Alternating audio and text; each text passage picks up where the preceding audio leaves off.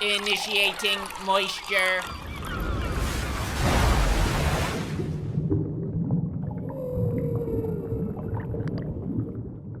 Welcome to the Moist Meter. Today we're taking a look at Season 3 of Stranger Things, and as a whole, Stranger Things in general. I really like the show. A lot of people like it out of nostalgia for the 80s feel because it really captures it well. This show is almost second to none when it comes to production and set design. I think it does an absolutely beautiful job capturing the time period.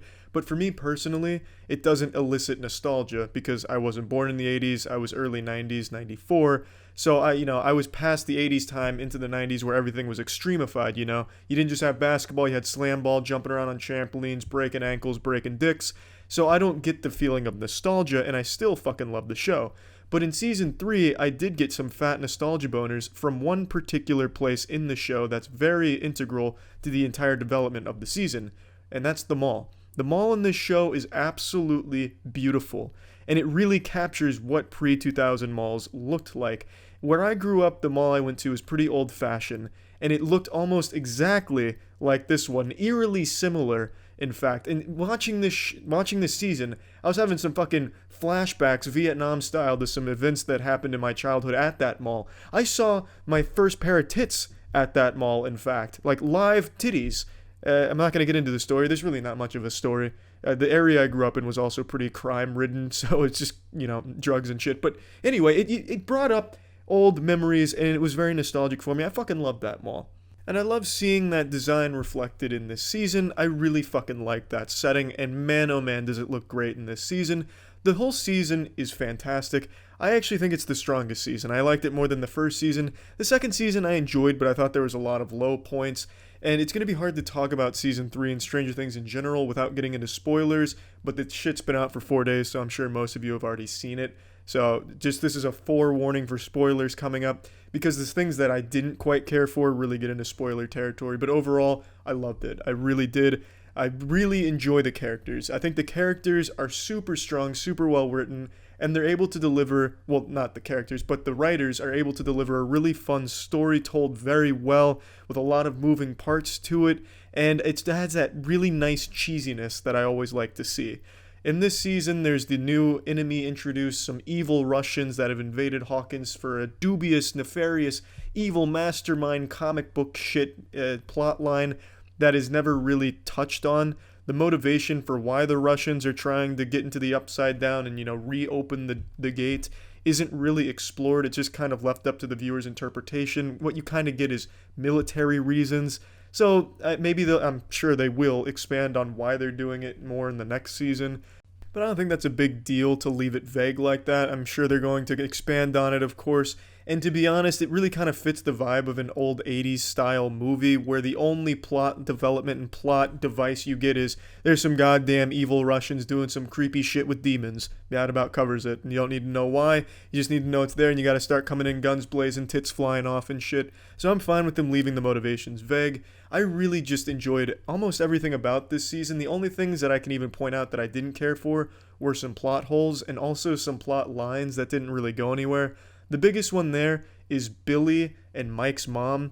Very early on, they're about to, fuck in a hotel. Mike's mom cheating on the family to go fuck Billy. And that didn't happen, and it is never touched again outside of that episode.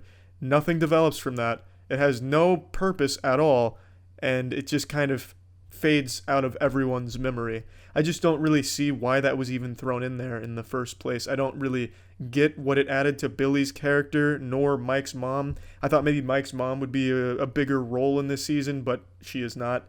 That's her biggest role, is nearly cheating on her family, so not exactly, a yeehaw type of moment, nothing great to celebrate with her character development or anything, but it just seemed out of nowhere. That didn't really serve much of a purpose. Billy was a fantastic character. He developed really well and became this huge component to the season by being a puppet for the Mind Flayer. And he was more than just a puppet, because he also had his own personality in there. You get more of his backstory. You get to see him struggle with being a drone and shit. It was really a good character. I really liked Billy's character, and I really like how it all ended with his arc and everything. Very satisfied with that, and I really was caught off guard. I didn't think he'd be much more than just like a comically evil vessel, but it was a lot of fun to watch his character in this season. Another thing that I have a complaint for is the entire way that they discovered the Russian base makes no sense to me. So they pick up a Russian transmission, a coded message, and they're able to crack that and then locate their base underground because they heard a toy horse song play in the background. One of the quarters, then you put it on the toy horse and you write it, Old Town Road style and shit. And then they heard that on the message they intercepted. Having a hard time explaining it because it's very silly to me. So why this makes no sense to me is, why the fuck are the Russians even broadcasting a radio message in the first place?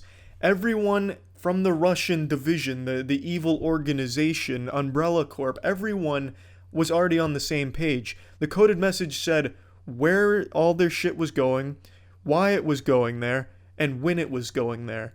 But why did they need to transmit that over radio to the people on the surface in the Russian organization? They already knew that because it was a scheduled thing that happens like clockwork, so I don't much see the point in them broadcasting the message in the first place. And also, since the message was being broadcast from underground to the people above ground, how the fuck could the horse literally miles up, like this fucking underground lair was damn near in the Earth's core, and yet somehow a horse on the surface in the mall was going off, and that was picked up on the radio.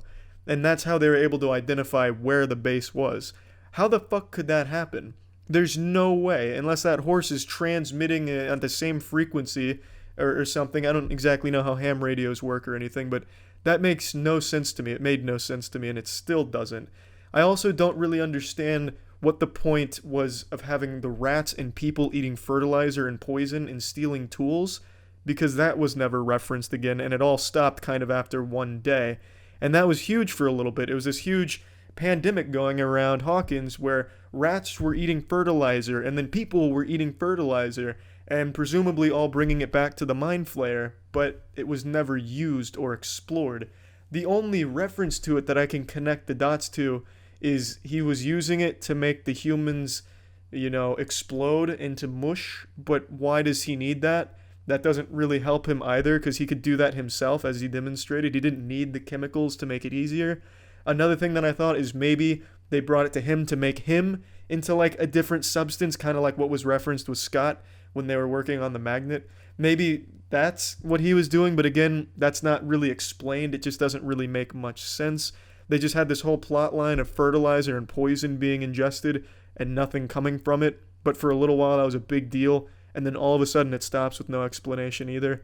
I just didn't see the point. I don't know where it went. I don't know why it was there in the first place. Maybe Mike's mom was stealing it and framing the Mind Flayer. Maybe she's the big villain. I really just don't know. There's a lot of plot lines that I don't think had much of a purpose. And the last big one that really comes to mind is I don't like what Will has become in the show. He's an extremely underutilized character, no matter how you look at it. He doesn't do anything except alert you when the Mind Flayer is nearby. Granted, that's important, but come on.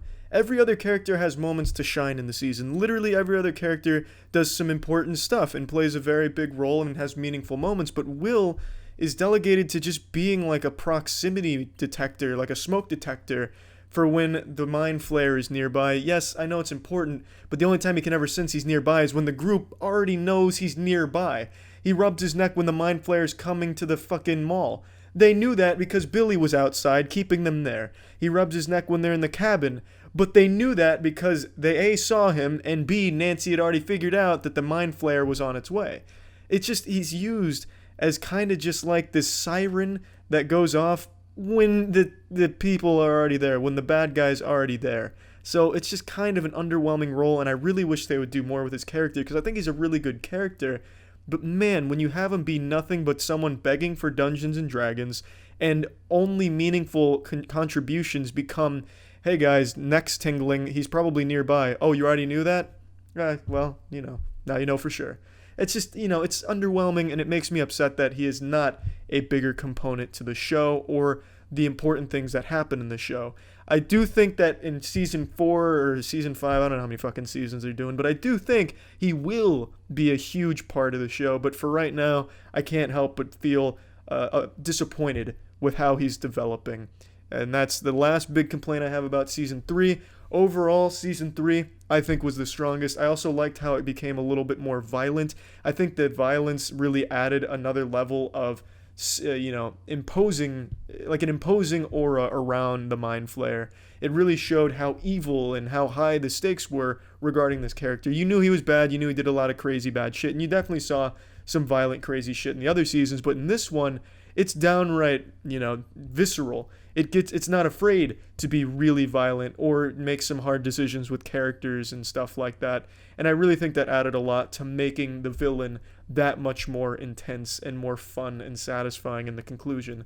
So overall, Stranger Things Season 3, I'd give a fat 90% to, and as a whole, I'd wrap Stranger Things as a show in 90% as well. I think it has just been consistently enjoyable, a very fun show start to finish, and the only actual low points in the show I think happened during Season 2. Season 3 was just nothing but a lot of fun with, a couple of missteps that I found here and there, but you may disagree with those as well. Either way, I think the show's fucking fantastic. That's it. See ya.